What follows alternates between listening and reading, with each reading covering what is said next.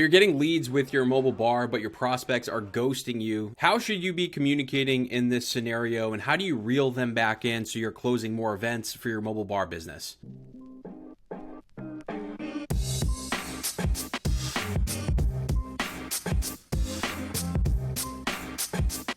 This is a great question. How do you reply to ghosting? Is it tacky to ask why somebody didn't go with you as a new business looking for feedback?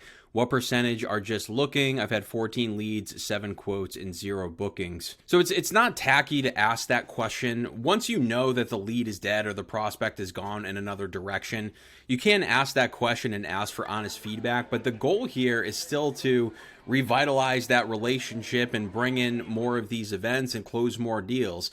So people are going to ghost you. There's nothing that you can do about that. You could have the best sales process in the world. The best sales reps in the world are always going to have prospects that ghost them. What's important to do with your mobile bartending business is maximize that pipeline. So all the people that ghost you over the course of the year, what are you doing to maximize that pool? So instead of getting no bookings from that pool, you're getting 2 per month and then 5 per month as your business grows. There's a few factors at play to consider here, and then we'll talk about how to respond to these ghosted leads. But one is, where are the leads coming from? So on directories like the Knot or Thumbtack, these prospects are going to fill out multiple forms and reach out to multiple companies on those pages. So you need to be very quick with responding to those leads. You need to be persistent. If they're coming from organic sources, coming to your site from social, those are going to be higher quality. And then, of course, if you're running ads, you still have to be quick and persistent with those leads. Number 2 is, how do you set up your lead capture? So on our site, we have 2 forms. We have Form A, which is just a simple email opt-in. The form says, click here to get more information on our pricing, our packages, and some of the options that you have. And then Form B is the quote form, where they fill out everything about their event, headcount, date, location, etc., etc. With Form A, with simply getting that email and sending them the general information, we're in essence pre-qualifying those leads to make sure that they don't have a budget of $300. From there, we nurture those leads with email marketing, and we do this all in Wheelo, by the way. You should check that out. It's for mobile bar owners. And this helps with you and the mobile bar business owner with understanding, hey, once somebody fills out the actual quote form, they're serious about having a conversation. And number 3, are you getting them on the phone? When that form does come in, are you calling them right away? Are you creating that relationship? Are you moving that business forward? Do you have talking points to refer to in future follow-up? So let's talk about what you can say to reel these people back in and maximize that pool. Before we do, check out mobilebarhub.com. Check out that membership. We do a deep dive into all of these steps with follow-ups. There's templates, what to say in these phone calls, how to set up your proposals for success. So how do we communicate with these ghosted leads? If it's early in the process, you sent a proposal, 2 days later, you should have something going out saying, hey, just wanted to confirm that you received the proposal. Sometimes it does slip into spam. Also, if you have any questions, please let me know and confirm that you did receive this proposal. If time is going on, a week, 2 weeks, maybe it's been a month, you can check in with them and send emails asking if they have any questions or simply asking if they have intentions to move forward. But for us, I'll send something like a drink menu. So in Wheelo, I'll duplicate a 1-page website that has our drink menu on it.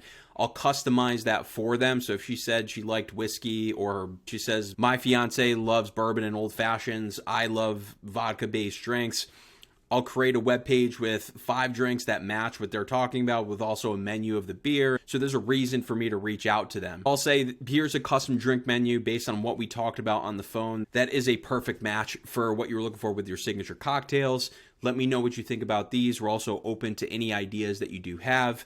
By the way, it's been a few weeks. Did you have any questions on the proposal that we sent? Really, any time that you can send over resources that you can attach to those emails, like maybe a blog that you wrote about some of the best venues that are in the area for wedding. It takes that desperation out of the outreach by actually giving them something of value and helping them. And anytime that you do communicate, try to keep these emails and these texts as short as possible. Make it look like a human wrote them and they're not templated emails. The goal is just to get the conversation going again and ask them questions that doesn't make them feel like they have to answer you today. You can ask them Is this something that's still in play? I would love to connect with you in the next month, month and a half if it is, and I can circle back with you again in February or July, whenever the next month is. Because they just may be feeling a little pressure as a prospect. Maybe they are exploring other options, but they have you at the top of your list, but they don't want to commit to you. Just take that pressure off, and you'll start to get responses, and then set a follow-up for yourself a month down the road. If they've gone completely cold, so if it's been 4 months and they're not responding to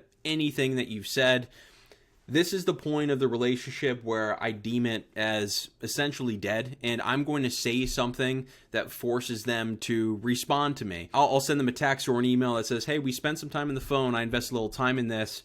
It seemed like this was a fit. Can you just let me know either way if this is something you want to move forward with or not? And the tonality of the messages for me are, hey, I'm a busy business owner. I deserve the respect of just at least being communicated with if you are not going to move forward with us.